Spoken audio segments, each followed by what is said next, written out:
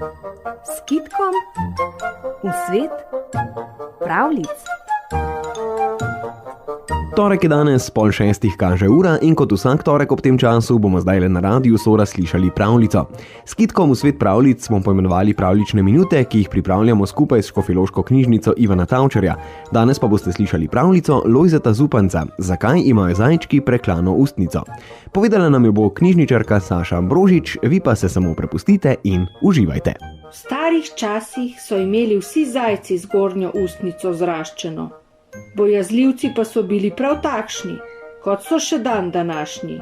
Nekega dne pa se je mlad zajček, ki se je pasel detelji, zaradi svoje strahopetnosti tako razžalostil, da je zapustil deteljišče in zbežal v gozd, kjer se je počutil bolj varnega kot na planem.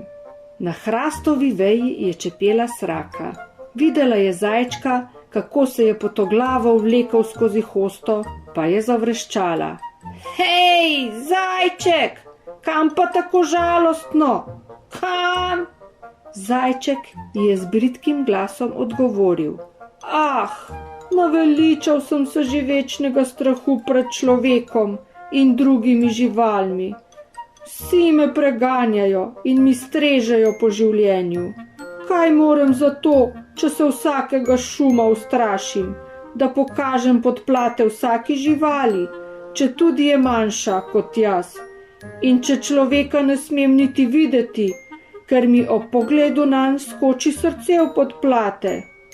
Kam pa greš? Ga je vprašala sraka.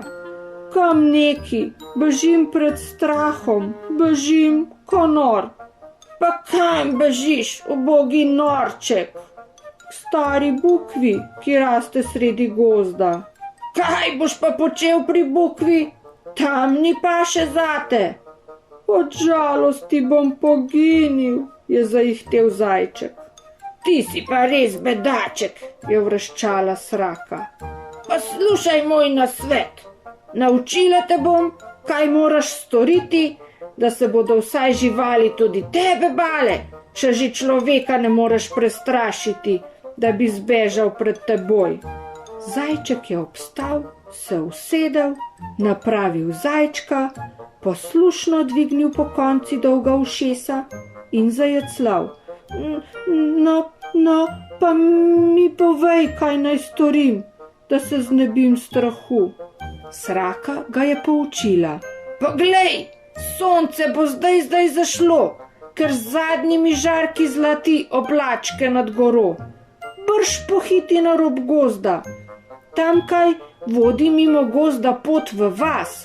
Skrij se za grm in ko bo ob prvem mraku pastir gnal ovce v vaško stajo in ko bodo ovčice drobencljale mimo grma, iznenada skoči mednje, pa boš videl, kaj se bo zgodilo. Rečeno, storjeno.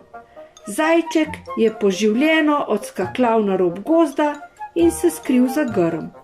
Čakal je, da je sonce zatonilo za goro. Tedaj je po stezi mimo gozda pribosopetil mlad pastirček.